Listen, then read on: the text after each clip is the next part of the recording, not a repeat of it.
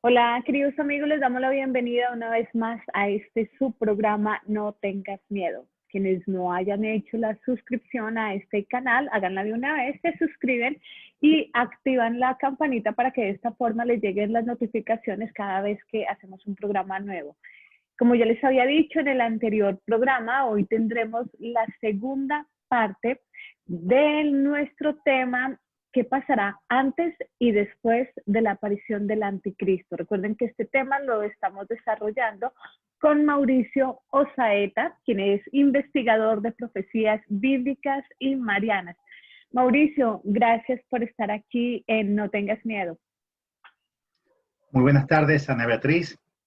Encantado y agradecido contigo por esta invitación para hablar de estos temas tan importantes. Un saludo para ti y para todos los que escuchan o escucharán este programa. Casi se me sale, gracias por estar aquí en un café con Galat. Lo recuerdo mucho y más gustando contigo. Bueno, siempre llevaremos en el corazón al doctor José Galat, que sea esta una oportunidad de darle un saludo a él y que todas las personas también oremos por el alma de él. Bueno, Y que nos Mauricio, ayude también en sus ay, oraciones sí, de donde está. Ese que fue gran soldado en la tierra, claro. ahora debe ser un gran soldado en el cielo, pues que nos acompañe también él a nosotros con su oración, con ese valor, ese amor que le ponía a todo lo que hacía, porque hay que ver qué ejemplo de persona y qué legado nos dejó. De alguna manera, tú y yo seguimos Grandioso. haciendo esto, lo que tú haces y lo que yo hago, como un legado de Galado, o como una Así continuación del es. impulso tan grande que él nos dio. Total, total, porque personalmente lo digo, o sea, las cosas que aprendí al lado de él fueron grandiosas y bueno, parte de lo que soy hoy en día se lo debo a él. Así que sí, siempre estará en mi corazón. Y me da, hablando de esto, muchas personas me escriben hoy en día y me dicen, qué pesar que juzgué mal al doctor Galat, qué pesar que hablé mal de él, ahora estoy comprobando que todo lo que decía él tenía razón. Y es que sí, igual también, o sea, habían programas en el 2014, 2015 que se hablaba también, que se hablaba sobre la pandemia, sobre este tipo de situaciones que están pasando y yo lo veía como que, no, todavía hace falta. Hoy en día, con todo lo que veo y con todo esto que está ocurriendo, lo recuerdo cada vez más. Pero bueno, Mauricio, vamos a continuar entonces con la segunda parte del programa y en esta parte vamos a hablar acerca de un posible cisma que podría llegar para la iglesia.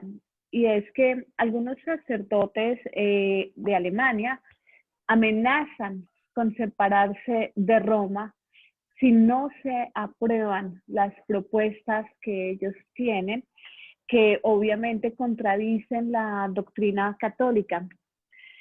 ¿Podría ser esta separación o podría ser reconocido este cisma como algo peor a lo ocurrido con Martín Lutero? No, en mi opinión no, porque el cisma de Lutero fue un cisma demasiado grande, demasiado doloroso para la Iglesia Católica y de un ámbito, de una consecuencia, de una magnitud tan grande que tiene 500 años de consecuencias y aplicaba para una región mucho más grande, ¿no? Porque aunque nació también en Alemania, se, se incendió esa llama, digamos, de apostasía, de herejía, muy rápidamente en muchos otros países de Europa y después del mundo entero. Yo no estoy minimizando las consecuencias de un cisma como este que se amenaza con la amenaza que están haciendo, valga la redundancia, estos sacerdotes o estos obispos de Alemania. No lo estoy minimizando porque es algo extremadamente grande, pero tu pregunta fue muy concreta, que si pudiera ser este cisma uno tan grande comparable con el de Lutero, yo no creo. ¿Cuál pienso yo que podría ser el gran cisma, el mayor cisma predicho para el final de los últimos tiempos? Y lo voy a poner con un ejemplo. Cada vez que ha habido un cisma en la iglesia, que han habido varios, han habido muchos, se podría decir, cada vez que ha habido un cisma sería como que la iglesia, que es el cuerpo místico de Cristo, pierde un miembro. Es decir, cuando se da el cisma de Occidente es como decir, perdimos una pierna, el cuervo pierde una pierna. Cuando se dio el cisma de Lutero, pues perdimos un brazo. Inclusive, si se diera este cisma por el tema los, digamos, el matrimonio entre los de sacerdotes que se puedan casar, o porque están pidiendo el matrimonio homosexual, ¿no? Reconocer La la unión homosexual. bendición a las Claro, parejas reconocer la unión homosexuales. homosexual como matrimonio cuando Las no es matrimonio. mujeres en el Claro, sacerdocio también. exactamente. Si se da un cisma bajo esas premisas, sería tan doloroso como perder otro brazo u otra pierna. Pero el último cisma predicho es de tal magnitud que no sería equivalente, dentro de este ejemplo que estoy colocando, a perder otro miembro.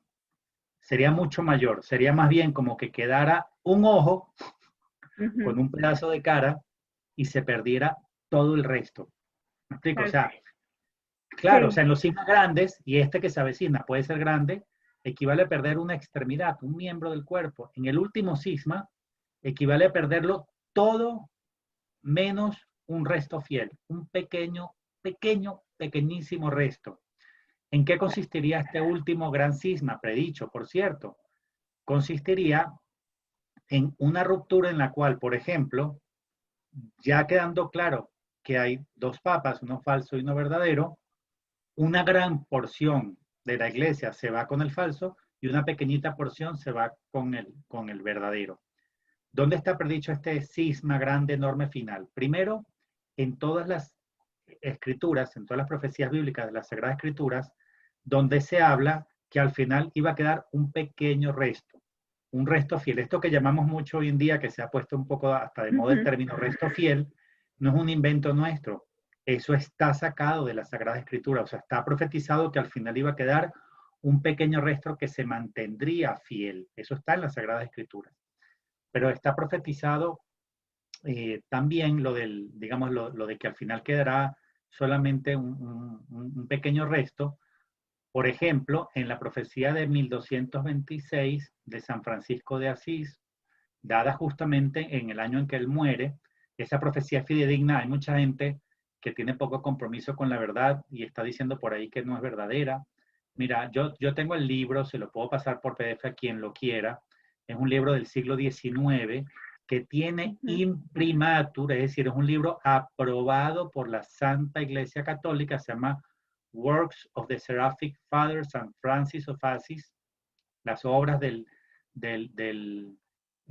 padre seráfico, ¿no?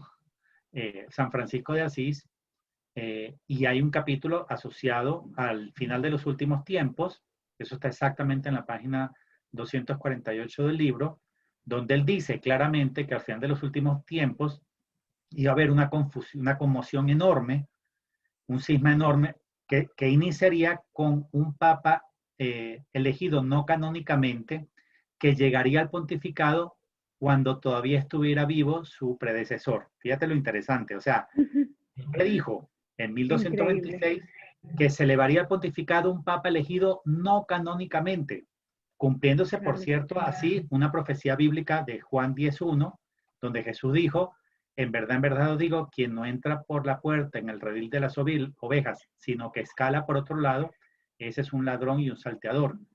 Cuando Jesús dijo, el que no entra por la puerta en el redil de las ovejas, ¿quién es el que entra en el redil? El pastor. ¿Y qué significa que el pastor no entre por la puerta, sino que escale por otro lado? Significa una elección no canónica. Jesús había predicho en Juan 10.1 que un día va a llegar un papa relevante, al final de los últimos tiempos, que iba a llegar al papado a través de una elección no canónica, es decir, que escalaba por otro lado, que no iba a entrar por la puerta. ¿Qué es entrar por la puerta? Una elección canónica. Entonces regreso a la profecía de San Francisco de Asís. Él dijo, un hombre se llegará al pontificado por vía no canónica y se esforzará por llevar a muchos al error y al infierno. Y muy pocos católicos, dijo San Francisco de Asís, reconocerán o seguirán al verdadero Papa. Entonces, ¿cuál es este gran cisma que está predicho en este libro? Yo te lo voy a compartir para que el que quiera pedírtelo, tú se lo puedas Por compartir en favor. PDF. Me lo piden a mí directamente. Este gran cisma final, predicho por San Francisco de Asís y que también está en la Biblia, es uno en el cual casi toda la iglesia seguiría al falso profeta, que es un papa de los últimos tiempos, elegido no canónicamente, y casi nadie, un pequeño resto, una minoría, seguiría fiel al verdadero papa. Eso también está predicho en Ana Catalina Emmerich, en su obra tan importante, tan valiosa, que se llama Visiones y Revelaciones Completas. Ella también He profetizó visto. una época en la cual habrían dos papas reinantes al mismo tiempo, uno verdadero y uno falso. Y también predicho por otros místicos, otros videntes. Por ejemplo, aquí, sin ir muy lejos en Colombia, una campesina humilde y de muy baja instrucción, llamada Olivita, también nos advirtió De antes de morir, Garagoa. claro, Olivita de Garagoa, que todo comenzaría, el final de los últimos tiempos comenzaría en el momento en que hubiera dos papas en Roma. Entonces, ¿en qué consiste esta gran final apostasía? Perdón, en este gran cisma final. No en perder un miembro, como en la época de Lutero, de Calvino, en el cisma de Occidente. No, no. Es que se pierde todo y queda un ojito y una parte de la cara, o sea, como si te amputaran todo el resto del cuerpo. O sea, el gran cisma final no es perder un pedacito de la iglesia, no, es que se pierde casi todo y permanece solo un pequeño resto fiel. ¿A qué puedo yo asociar? Y lo digo solo hipotéticamente porque no estoy seguro. Es lo que yo pienso y lo comparto como, si, como mi opinión. ¿A qué puedo yo asociar ese último gran cisma final? Algo muy significativo como, por ejemplo, la declaración del quinto dogma mariano. ¿Por qué? Claro. Porque 8 papas se han pronunciado a favor de María como corredentora, mediadora de todas las gracias y abogada. 8 papas seguidos han dicho María sí es corredentora. Y viene el Papa Francisco y dice María no es corredentora. Entonces ahí ya hay una confrontación, porque él dice que no y los otros 8 anteriores dicen que sí. Supongamos, y lo digo solo hipotéticamente en respuesta a tu pregunta, repito, hipotéticamente. Supongamos que Benedicto XVI proclama el quinto dogma mariano. Eso sí podría ser objeto del último gran cisma predicho por San Claro, Francisco de porque Asís. ahí estaría la división. Claro, ahí sí sale una división fuerte y definitiva, total, porque al proclamar un dogma estaría diciendo Benedicto XVI, yo soy el verdadero papa, yo soy el verdadero vicario. Entonces ahí sí se crea una ruptura total, Ana Beatriz, total. Claro. Uno, entonces el papa sí es Benedicto y me quedo con él, me uno a su pequeña iglesia, a su resto fiel, y el resto grande, la inmensa mayoría diría, no, este no puede proclamar un dogma, este solo es emérito, él no puede hablar, no tiene derecho a hablar. Yo me quedo con Francisco que dijo que María no es corredentora. Eso sí podría ser el último gran, definitivo, devastador cisma de la iglesia. ¿Crees, Mauricio, que ese pequeño grupo de resto fiel estaría expuesto a una persecución como ya se ha visto? O sea, es una tristeza, pero digamos que sacerdotes que han dado bendición a matrimonio, bueno, a matrimonio a parejas gays, que han dicho cualquier cantidad de cosas que van en contra de la doctrina, no reciben ningún castigo. Pero, por ejemplo, vemos como lo que sucedió en el seminario San Rafael, seminaristas que solamente quieren recibir la comunión en la boca, que se resisten a recibirla en la mano y ya tienen el cierre del seminario. Entonces parece que hoy en día los castigos fuertes, la persecución sea para quienes quieran defender la doctrina y que quienes van en contra de la sana doctrina tengan hasta premios, o sea, que no pase nada con ellos. Así es, esa persecución ya comenzó. Y de hecho, a personas que habían sido condenadas claramente por la iglesia, por ejemplo, cuando el Papa Benedicto XVI, antes del 2013, condenó a algunos obispos en Estados Unidos por temas de acusaciones gravísimas, demostradas, ¿no? De pedofilia o de temas de homosexualidad. Y después viene el Papa Francisco y los coloca en cargos altos, o el obispo Paglia, ¿no? Que tuvo la desfachatez, el descaro tan grande en la catedral donde él estaba antes, hizo una imagen que se la contrató un pintor, en la cual Cristo sale hasta mostrando, dejando ver, imagínate tú, los genitales a través de una pequeñita túnica, y está rescatando un montón de hombres de todas las LGBTIHPQRS, ¿no? Lo está rescatando a todos y llevándoselos al cielo, como diciendo, sigue pecando, que igual Cristo los va a resucitar a todos, aunque sea homosexual, lesbiana, transexual o lo que sea. Entonces, este que tiene esa desfachatez de cometer esa blasfemia, esa ofensa a Dios y esa herejía, porque ese mural es todo a la vez, es blasfemia y es herejía, ese mural claro. existe, está pintado, y este Vincenzo Paglia pues es nombrado también a llevar nada más y nada menos que el, el, ¿cómo se llama? El dicasterio, no, para la familia, la congregación Ah, ya. para la familia, ¿no?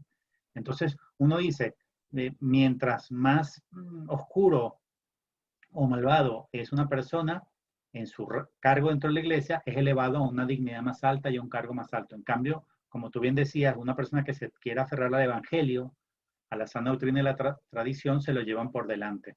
Ahora, esta persecución todavía no es claramente o abiertamente sangrienta. Todavía tiene que ver con sacar a la persona, quitarle la parroquia, quitarle sus beneficios y hacerlo a un lado.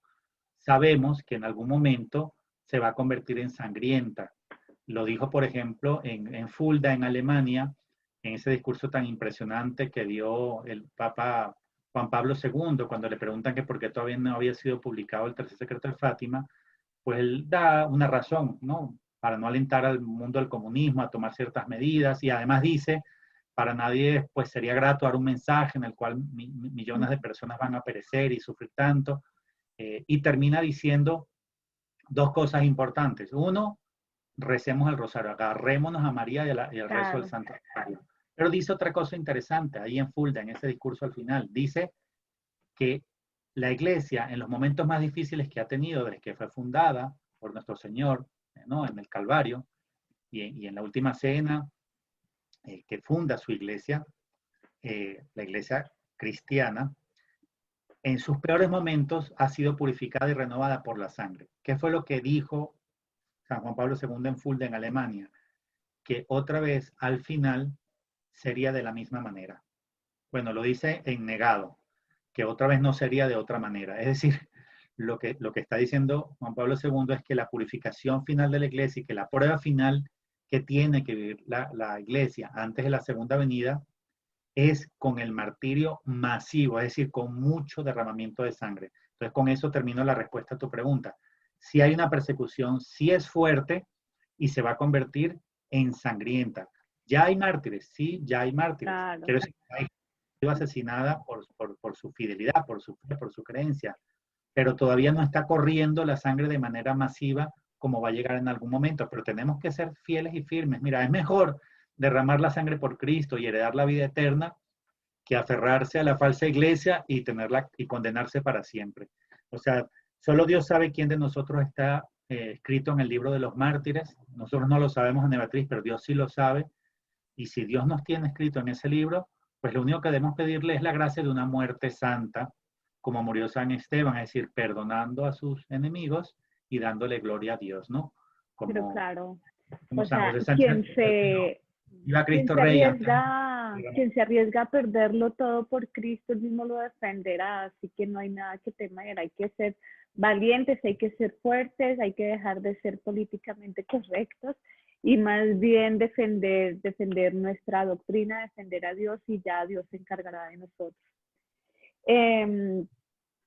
¿Cuál sería entonces, Mauricio, el papel de la Santísima Virgen María para estos tiempos que estamos viviendo?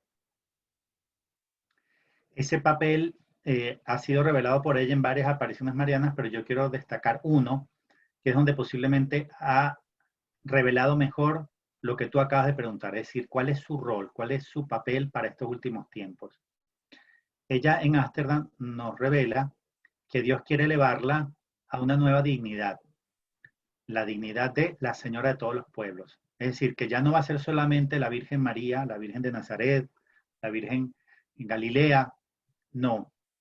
Ahora va a ser la madre de todos los hombres, ¿verdad? La señora de todos los pueblos significa que ella viene para ayudar a salvar a todos sus hijos, a todos los hijos de Dios. Ella quiere ayudarles a salvar, entre otras cosas, trayendo el Espíritu Santo sobre todas las naciones. Entonces, ella tiene que hacer un papel similar al de la primera venida y al del primer Pentecostés, pero universalizado. En el primer Pentecostés ella estaba reunida con los apóstoles, invocando y esperando al Espíritu Santo hasta el día en que reciben ese fuego de amor y de la palabra de Dios y salen con valentía, pierden el temor y salen con valentía a convertir primero a Jerusalén y después a los gentiles, ¿no? Entonces María nos explica en Ámsterdam que es enviada por Dios para hacer lo mismo en preparación a su segunda venida. Es decir, para que estando nosotros en cenáculos de oración con María, rezando el rosario a diario con María y rezando a diario la oración de Ámsterdam, invoquemos ese segundo Pentecostés para que sea derramado el Espíritu Santo sobre el mundo, con lo cual ocurren dos cosas. Uno, volveremos a salir a evangelizar con la fuerza de los primeros apóstoles. Llenos del Espíritu Santo perderemos el temor y seremos a evangelizar, además, en cualquier lengua. Quiero decir, ya no estaré yo limitado por saber solamente 3 idiomas, ¿no? Si Dios me tiene que enviar a China o tiene que enviarme a Rusia a evangelizar, pues no tendremos una limitante con el idioma. Bien sea porque el Espíritu Santo me lleva a hablar ese idioma, o bien sea porque yo hable en el idioma que sé y ellos me escuchen en el idioma que saben. ¿Me explico? Es decir, Claro, como se rompe la sucedió con los barrera del idioma. apóstoles y Pero además Pentecostés. María nos dice que esa invocación del Espíritu Santo y ese segundo Espíritu Santo, si lo invocamos a diario y nos tomamos en serio los mensajes de Ámsterdam, van a ayudar a minimizar los efectos de la gran tribulación en las naciones, que son la corrupción, las calamidades y de la guerra. Entonces, eso por un lado, es decir, es invocar al Espíritu Santo junto con María para que ese segundo Pentecostés sea transformador en el mundo, sea un gran revés a las fuerzas de las tinieblas, ¿no? El segundo efecto que nos anuncia María en Ámsterdam, y parte de la respuesta a tu pregunta también, ¿cuál es el papel de María en los últimos tiempos? Es que ella dice que cuando el quinto y último dogma mariano sea proclamado, que es el de corredentora, abogada y mediadora de todas las gracias, cuando sea proclamado el quinto y último dogma, ella traerá la verdadera paz al mundo. Ella dice en ¿Esa un mensaje... podría ser la confirmación celestial o qué otro tipo de confirmaciones podríamos Pues ella tener dice con en un la Virgen de mensaje, Ámsterdam? ella dice que en un mensaje que la verdadera paz al mundo constituye en la venida del reino de Dios a la tierra. Es decir, ella dice, cuando yo sea proclamada por el quinto dogma mariano, quinto y último, dice, quinto y último, vuestra madre les va a dar la verdadera paz. Y la verdadera paz al mundo no es otra que la venida del glorioso reino de mi Hijo a la tierra. Entonces, mira qué importante el mensaje de Ámsterdam y qué poco conocido hoy en día, porque realmente se habla muy poco de Claro. Ámsterdam. Se habla mucho de Fátima, de La Salet, de Akita y de tantas otras, ¿no? Incluso de Ujú. Garabandal y de Peñablanca. Garabandal. Pero qué poco se está hablando hoy de Ámsterdam cuando es una de las más relevantes asociadas a tu pregunta, o sea, al papel, al rol de María en la salvación del género humano en los últimos tiempos. Y eso está asociado justamente por esas dos manifestaciones. El segundo Pentecostés, que coincide con el aviso, o sea, es la misma manifestación, es el mismo día, y con la proclamación del quinto domo mariano, con la cual ella va a traer la verdadera y definitiva paz al mundo, que no es otro que la instauración del reino de Cristo en la tierra. Entonces, imagínate la importancia de Ámsterdam, Ana Beatriz, y por eso es que tenemos que aprendernos la oración y rezarla a diario, y también difundir la imagen de la Virgen, de la Señora de todos los pueblos. Muy bien, perfecto. Mauricio, de todos los mensajes que recibió el padre Gobi, ¿podrías de pronto señalarnos algunos mensajes que él haya recibido y que tenga relación para estos tiempos que se viven? Bueno, hay dos mensajes que yo creo que vale la pena destacar porque hay un misterio muy grande en relación al tercer secreto de Fátima, ¿no? El tercer secreto de Fátima se sabe con seguridad, con certeza absoluta, eh, se guardó siempre en dos sobres separados.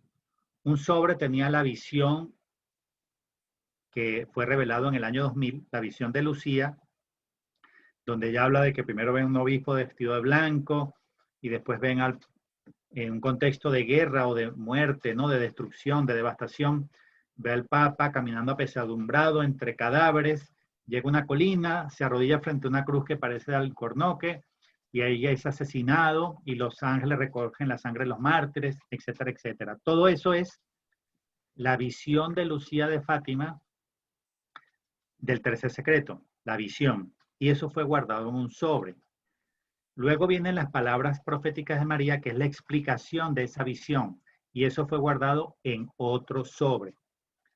¿Por qué sabemos que, y ya voy a contestar puntualmente a tu pregunta, pero tengo que hacer primero ese preámbulo? Sí, ¿Por claro. qué sabemos con certeza absoluta que son dos sobres? O sea, que el secreto tenía dos partes. Hay muchas, muchas pruebas de ello. Una de ellas, por ejemplo, es que los papas han tenido acceso a un sobre y al otro en momentos distintos. Por ejemplo, Juan Pablo II había leído la visión de Lucía, la visión de ella. Hemos visto un obispo de vestido blanco y después el papa que lo matan y tal. Él lo había leído antes del atentado que él sufrió de manos de Ali Akka en la plaza San Pedro. ¿Recuerdas cuando le dispararon 2 veces en el Sí, pecho? claro que sí. Él había leído el primer sobre que tenía la visión de Lucía de Fátima.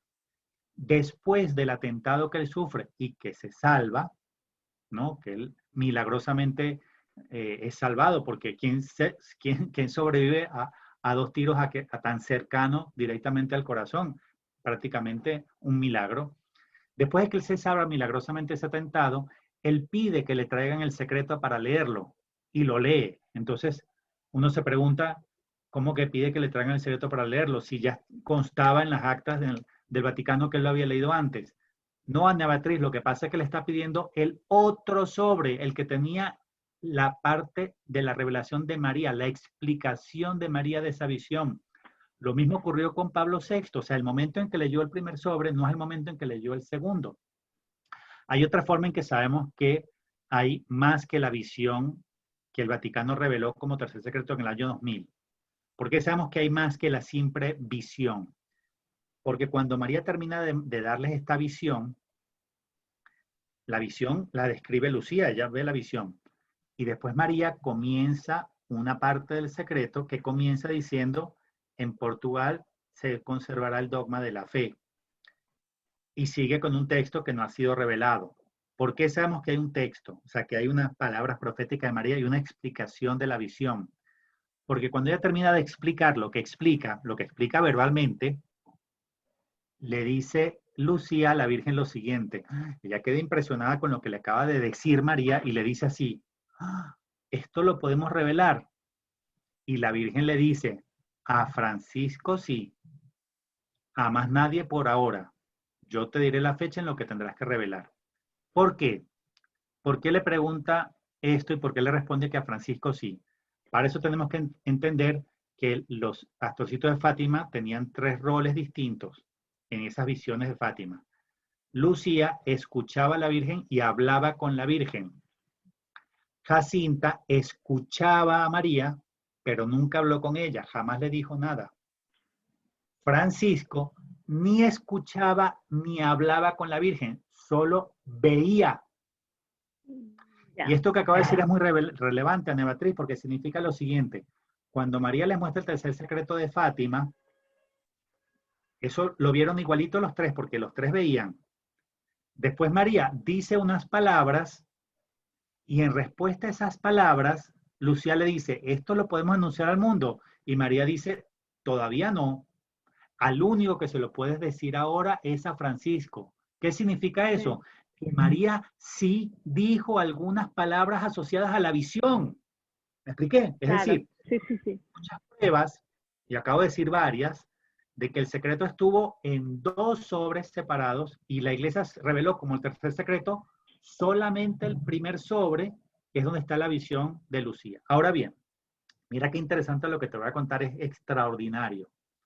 La iglesia nunca quiso publicar el segundo sobre porque era un mensaje demasiado comprometedor, demasiado crudo, un mensaje extremadamente difícil de dar al mundo.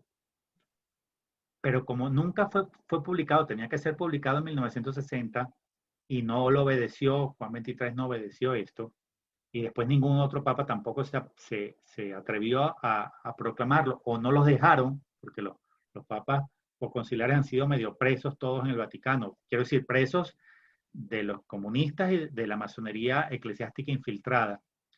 Entonces, como nunca fue publicado las palabras proféticas de María, de la explicación de María de esa visión, María, ¿sabes lo que dijo?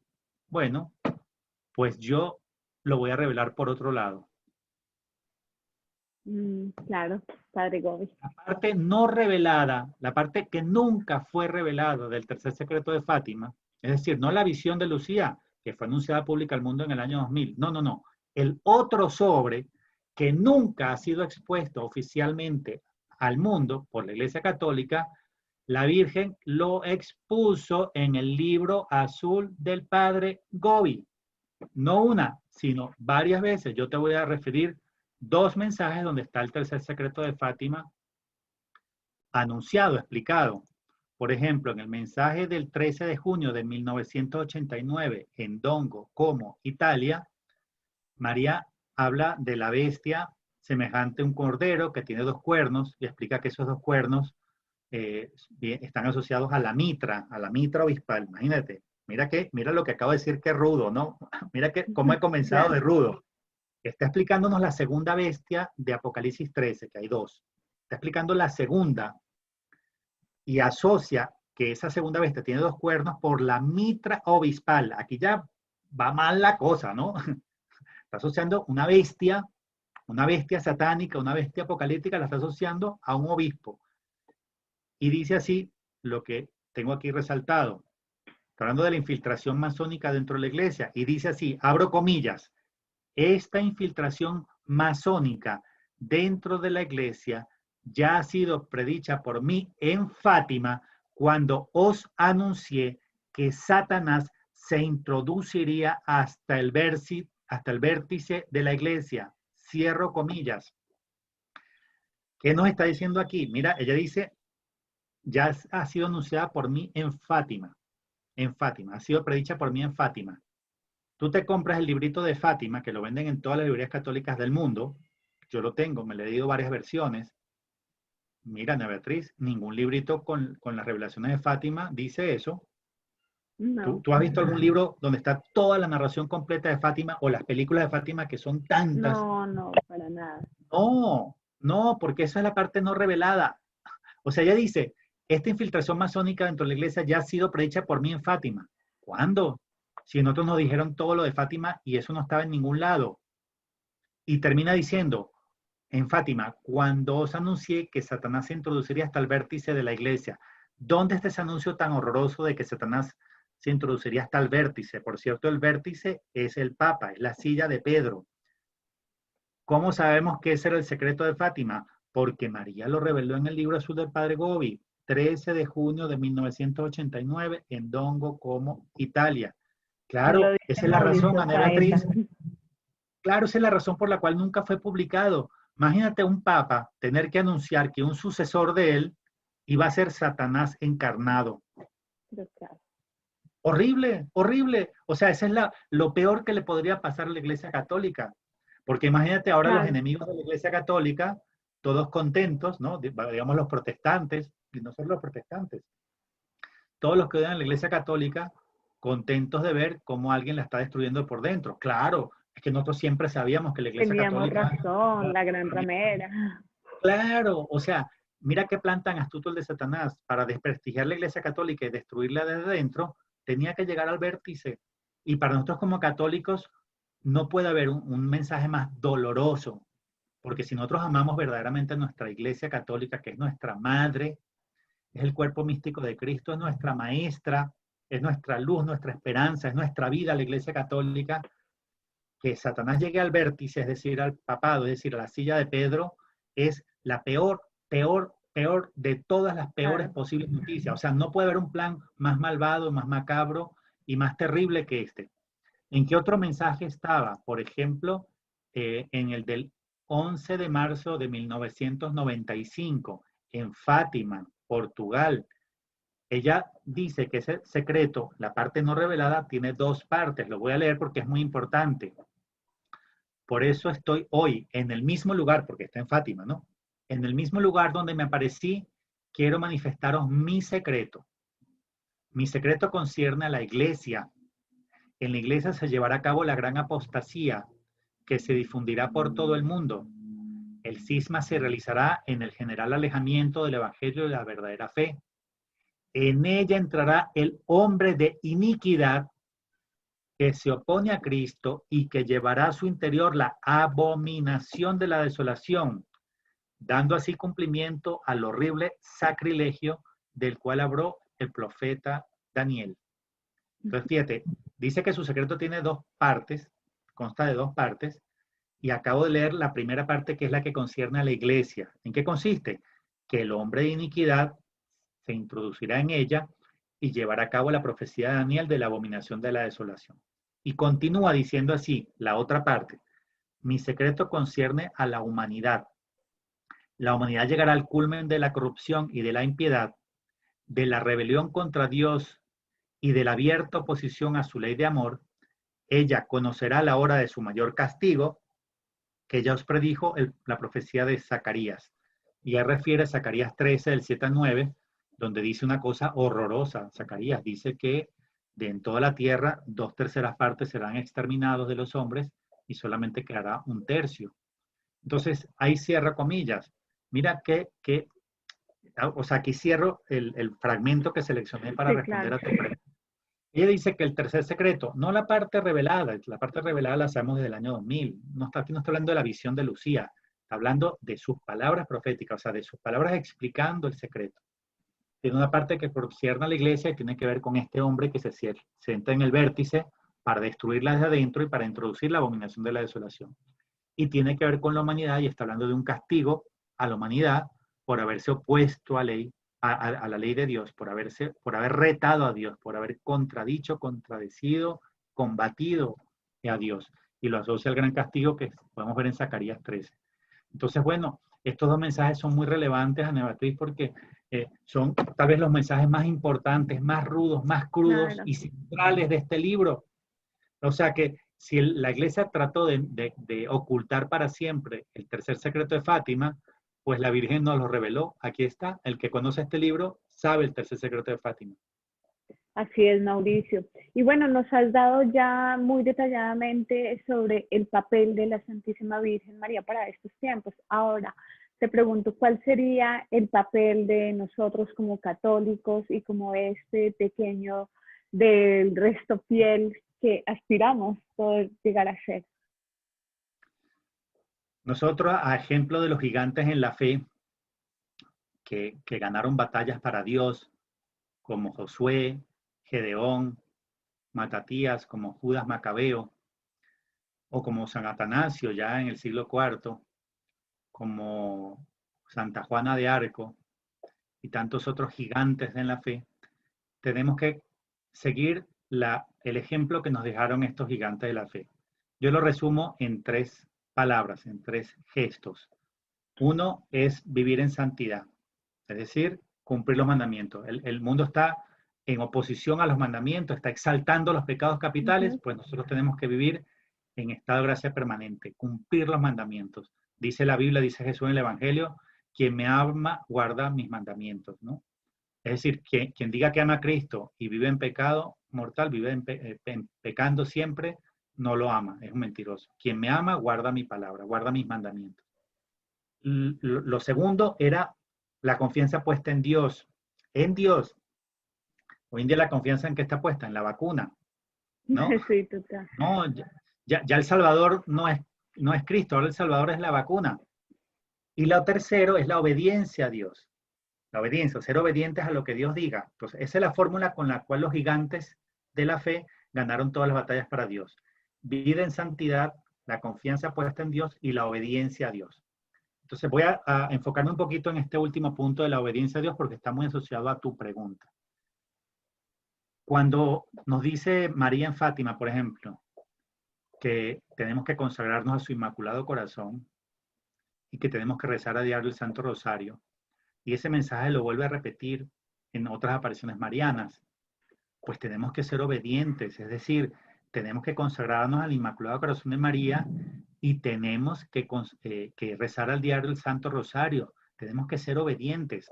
Cuando se aparece Jesús también en Nigeria, Bernabé, y nos da la extraordinaria y maravillosa devoción de la preciosísima sangre, pues también recibimos otras 2 instrucciones celestiales. unirnos a Jesús en Getsemaní, en la oración de los jueves, para acompañarlo en su agonía, y consagrarnos a la preciosísima sangre. También consagrarnos al Sagrado Corazón de Jesús, la devoción de los 9 primeros viernes de mes, de 9 meses consecutivos, la devoción que recibimos a través de Santa Margarita María de Alacoque. Entonces, nosotros tenemos que hacer eso ahora, acostumbrarnos a obedecer en esos aspectos sencillos, porque si no nos acostumbramos a obedecer en lo sencillo, no vamos a obedecer las palabras de nuestra capitana María y de nuestro comandante en jefe Jesucristo en la batalla final. Cuando nos digan ellos, sal para aquí, ve para allá, sal de esta ciudad, ve a ayudar a este, ve a evangelizar aquí, pues no vamos a obedecer porque no vamos a estar entrenados en la obediencia y en la confianza en Dios. Es decir, no vamos a ser soldados verdaderamente de Jesús y de María, y no vamos a ser verdaderos instrumentos para la renovación de la faz de la tierra si no aprendemos esas 3 lecciones de los santos. La vida en santidad, cumplir los mandamientos, la confianza puesta en Dios y solo en Dios, no en las personas, no en los videntes, no en las vacunas, y la obediencia a Dios. Si María nos dijo a Medjugorje, hijos míos, quiero que mis apóstoles en los últimos tiempos ayunen a pan y agua los miércoles y viernes, pues hay que obedecer a María, ya sabe por qué necesitamos ayunar, para vencernos a nosotros mismos, para tener templanza, para dominar el cuerpo, para tener sabiduría. La sabiduría divina se gana con esfuerzo, me refiero con esfuerzo de la mortificación y del ayuno. Entonces, para nosotros poder aportar en este plan salvífico de Dios en los últimos tiempos, tenemos que vivir en santidad. Lo estoy repitiendo no para ser cansón, sino como un recurso pedagógico para ver si logro que sea memorizado, porque es fundamental tu pregunta y la respuesta. Para poder colaborar en el plan salvífico de Dios, de la salvación de las almas y de traer el reino de Cristo a la tierra y de aportar al triunfo de los sagrados corazones de amor de Jesús y María, esas son las 3 pasos, las 3 fundamentos, la vida en santidad, que incluye también, por supuesto, la oración y los sacramentos, la Santa Misa, la adoración eucarística, la vida en santidad, la confianza puesta solo en Dios y la obediencia a Dios, que también obedecer a María es obedecer a Dios, porque María no trae instrucciones separadas a las de Dios o a espaldas de Dios. Entonces, si hacemos esas 3 cosas, tendremos un rol activo y no pasivo en la gran tribulación, en la salvación de las almas, en la llegada, en la traída, en la atracción del reino de Dios hacia la tierra, en la renovación o restauración universal, predicha en Hechos 3:21, y en el triunfo de los sagrados corazones de amor de Jesús y de María. Así es. Bueno, pues Mauricio, muchísimas gracias por todo este conocimiento que nos has transmitido en estos 2 programas. Gracias también por estos mensajes que nos ayudarán muchísimo. Y bueno, esperamos tenerte en un próximo programa. Dios te bendiga. Muchas gracias. Gracias, Ana Beatriz. Un gran saludo. Mis bendiciones para todos ustedes desde la ciudad de Medellín, en Colombia, y que la Santísima Virgen María los cubra con su manto y seamos obedientes a Mamita María. Ella nos pidió aprendernos la oración de Ámsterdam, nos pidió difundir la imagen de Ámsterdam para pedir el segundo Pentecostés y para pedir la proclamación del quinto dogma mariano. Pues seamos obedientes, seamos como niños. Si nuestra Madre del Cielo nos dice que hagamos eso, eso debemos hacer. Un abrazo y me despido con mucho cariño para todos. Dios los bendiga. Amén. Amén. Amén. Muchas gracias. Y a ustedes, queridos amigos, también muchas gracias por participar en este programa. No olviden hacer su suscripción, activar la campanita y bueno, estar pendientes de nuestro próximo programa. Por favor, Mauricio, también nos repites tus redes para las personas que aún no han hecho la suscripción a tu canal. El canal de YouTube se llama Ya Llega Nuestra Liberación y la página web, pues homónima, www.yalleganuestraliberacion.com. Muchas gracias, gracias a todos y que Dios los bendiga.